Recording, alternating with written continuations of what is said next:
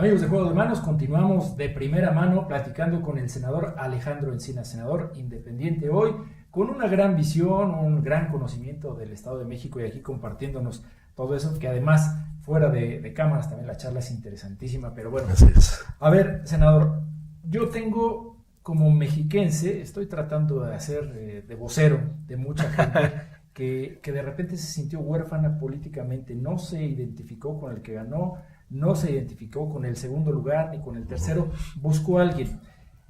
Y usted nos hablaba hace rato de Andrés Manuel, con todo ese capital político que tiene y resumiendo, pues no viéndose competir con él. Nos hacen falta líderes. Así es. Nos hacen falta ideólogos. Nos hace falta gente congruente en la política.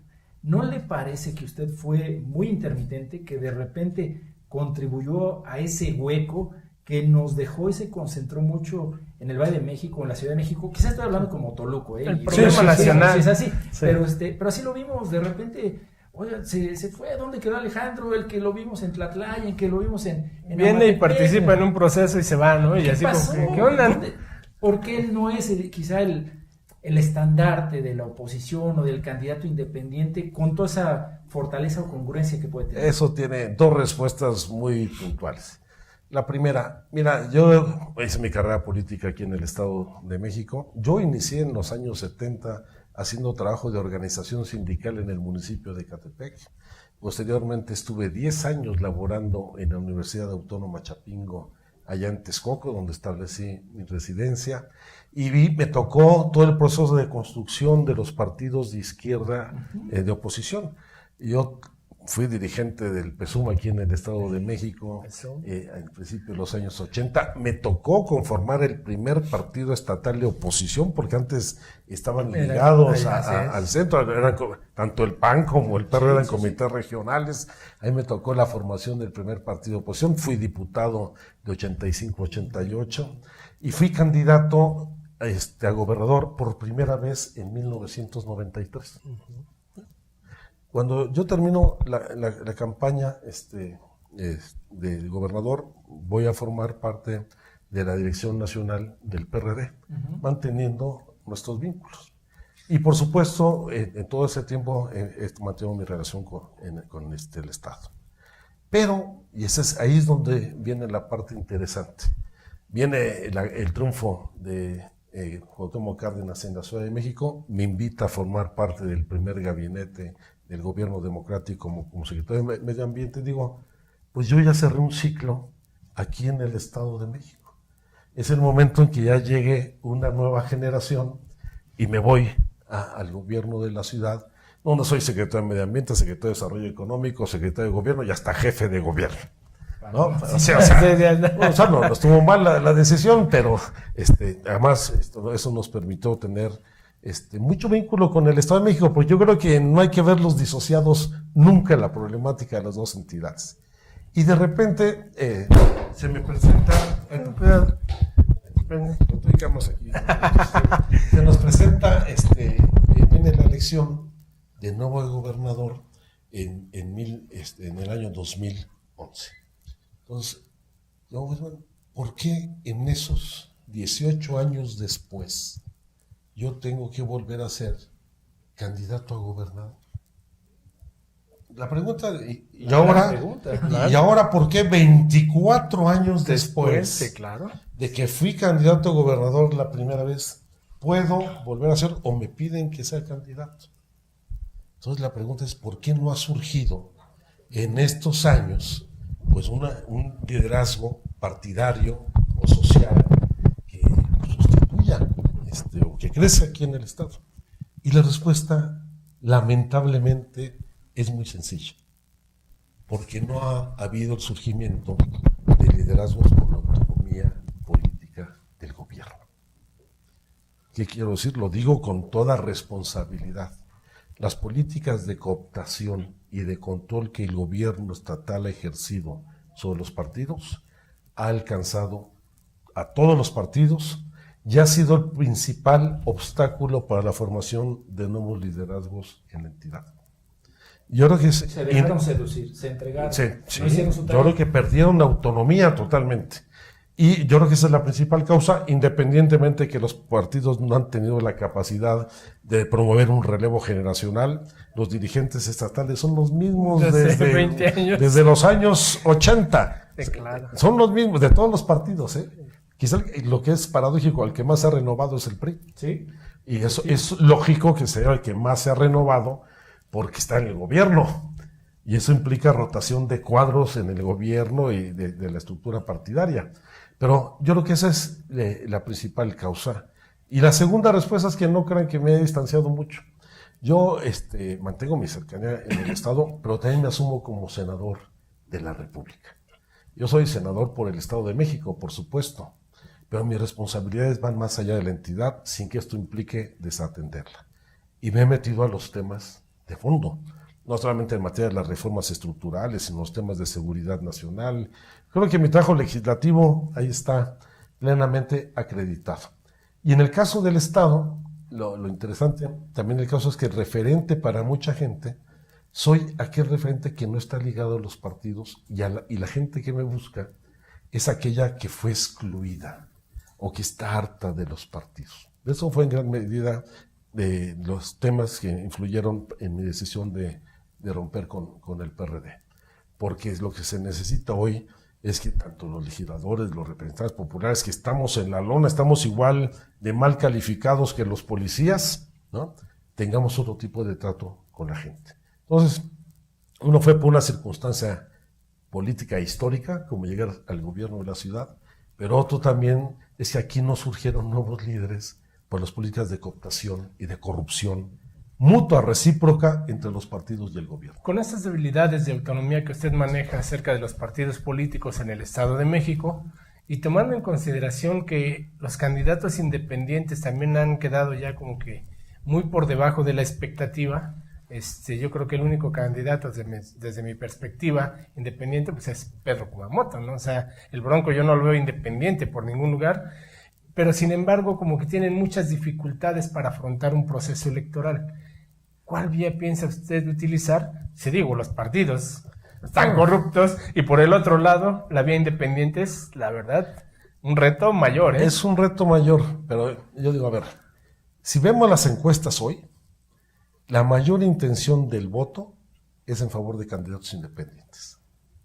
Voy a decir el periódico, por ejemplo. Sí, claro, el por Universal. supuesto. Mira la última encuesta del Reforma, Universal. La del Universal. La del Universal es muy interesante porque la intención de voto por un candidato independiente es de alrededor del 30%. Sigue el PRI con 25%, sigue el PAN, y ahí PRD, Morena, PRD. ahí va. Morena, PRD, en ese orden. Bueno, ese es un fenómeno que hay que atender. Por supuesto, frente a la estructura corporativa y el aparato gubernamental va a ser muy difícil. Hay que hacer la combinación. Hay que articular una candidatura con un perfil ciudadano que tenga el soporte de un frente progresista y de una estructura partidaria, como lo hizo Alfaro en Guadalajara, en Jalisco y en Guadalajara. Eso se puede construir. Entonces, yo cuando Agustín Basabe, antes de renunciar al PRD, dijo que Encinas es el candidato de coalición PAN-PRD, le digo, no. A ver, les hago una propuesta. Hagamos un proceso de elecciones primarias, en donde todos los candidatos independientes que quieran participar y todos los miembros de los partidos que quieran participar, nos sometamos a una votación pública y el que gane sea el candidato y que lo apoye el partido que quiera. ¿Por qué no le entran? Ya lo hicimos aquí en el Estado. A mí me tocó organizar la primera elección primaria en 1987, cuando elegimos en la izquierda como candidato a Carlos Bracho. Cuando formamos la Alianza Popular Mexiquense, en donde estaba el Partido Mexicano Socialista, el Partido Revolucionario de los Trabajadores, el Partido de los Trabajadores Zapatistas, que pasó América Baroa, Efraín Calvo y Carlos Bracho en esa contienda, y ganó Carlos Bracho. Eran los tiempos de la marginalidad, pero triplicamos nuestra votación con un proceso de esa naturaleza. Sí se puede hacer. Si lo hicimos en condiciones de debilidad, hoy que hay opulencia en los recursos desmedidos que reciben. Bueno, pero ¿en los quién partidos. confía de los Judas que dirigen todos los partidos? Aunque sean pequeños, no importa el tamaño. A Sí, ver, dígame usted, aquí ¿en quién confía? Que la organicen los ciudadanos, la sociedad civil del Estado de México, el proceso. No digo que el Instituto Electoral, no vamos a poner la iglesia en manos de Lutero. Lutero. ¿No sé? Bueno, vamos a vamos. Ahora sí, no. Que hagan algo. Y la millonada, ¿no? Más de 2,000 millones de pesos para el próximo proceso electoral es una infamia en un estado con tanta pobreza como el nuestro. Oiga, ya para cerrar, el trabajo del Senado me interesa mucho también porque sí ha sido muy significativo. Las leyes y el Sistema Nacional Anticorrupción se quedó cortito. Sí. Yo creo que falta... Tiene remedio. Yo creo que hay las bases para desarrollar un sistema que permita prevenir e identificar los problemas de corrupción. ¿Dónde va a estar el problema? En su implementación y en las resistencias locales para implementarlo. Yo siempre he insistido que el principal problema de nuestro país no es la corrupción, es la impunidad. Coincido totalmente. ¿Por qué? Porque los actos de corrupción los conocemos, Claro. Son públicos y notorios, todo el mundo sabe de la casa del actual secretario de Hacienda del Club de Golf Malinalco, que se la dio una empresa beneficiaria de los contratos de infraestructura del gobierno en el estado y federal, igual que la Casa Blanca.